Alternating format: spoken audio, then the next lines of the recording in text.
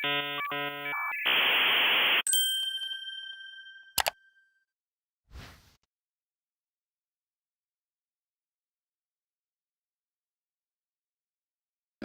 and welcome to Squad Goals, How to Build a Winning Organisational Team. I'm Oliver Walters. I founded Hack Sussex. I'm one of the GitHub campus experts, and I'm available on social media at Captain Walters. I'll be talking about building a winning organisational team, and in doing so, I'm going to be talking about some character archetypes. So as this is a 5-minute talk, I've only got time really for 4 types. So this is a Guardians of the Galaxy themed talk. You don't need to have seen the films. If you haven't, don't worry, it's not required reading, and I will be light on spoilers, don't worry. So your team, well, the type of team that I'm going to be talking about anyway are lone wolves, bad communicators, hotheads, and leaders. And they get sort of dealing with common attributes and dealing with issues from this. So this is you. You're at Hackcon, possibly the best step for building better teams and events. You're probably on or run a committee, and maybe you're feeling a little bit cocky. So I'm going to first talk about lone wolves. Generally, lone wolves think they're always right. Maybe that's because they think they'll do the best work in the team. Possibly they hate working with others. Maybe that's because they've been let down in the past. Maybe they're just simply an introvert. So what can you do? Well, to help lone wolves out, you can split tasks.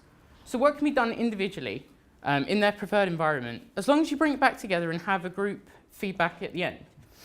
You can also build team trust.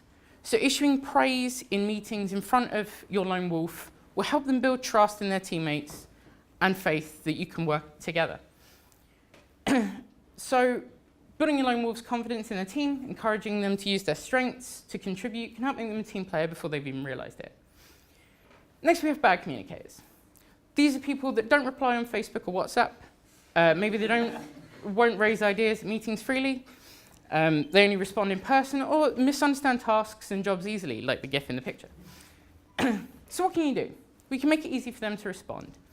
Ask them yes or no questions, short and sweet, and that'll get a more instant response. You can always call them or ask them directly. And maybe make a meeting request or Google Hangouts. Be clear and concise. Double check. Make sure they know what they're being asked of. And find out. Make sure if they need additional support, help them with that. Building confidence in a bad communicator or helping to combat some of these issues can help them become a great member of your organisational team. Lastly, we have, or not lastly, but we also have hotheads. They're impatient or rash. They get annoyed with team members. They can cause a scene if unhappy and vent about people and not issues.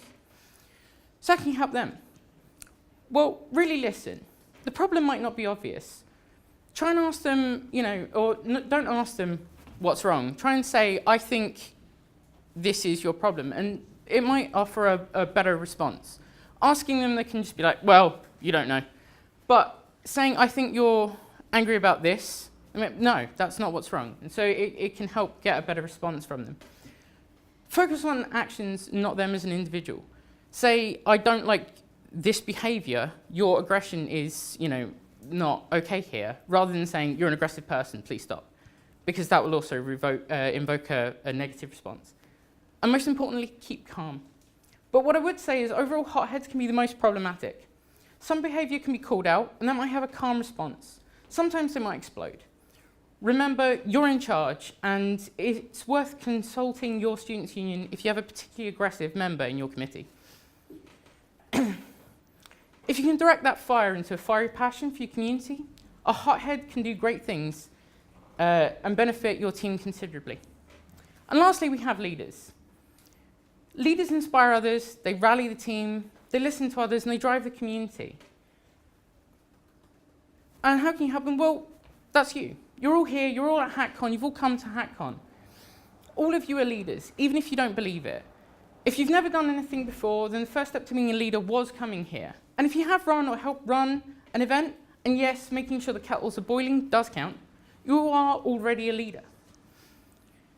So I'm not trying to mix metaphors here, but you are the leaders, and it's time to use that to build great things and do great things together as a team. And lastly, I would like to point out that no one is ever simply one type of sort of these archetypes. And in the films, like the Guardians cover many types. So what you need to do is look at yourself and make sure that you understand your faults as well, because you could be a leader, but you could also be a bad communicator. So strive to improve on them. But most importantly, as you are the leaders, be the leader and support your team. Thank you for listening.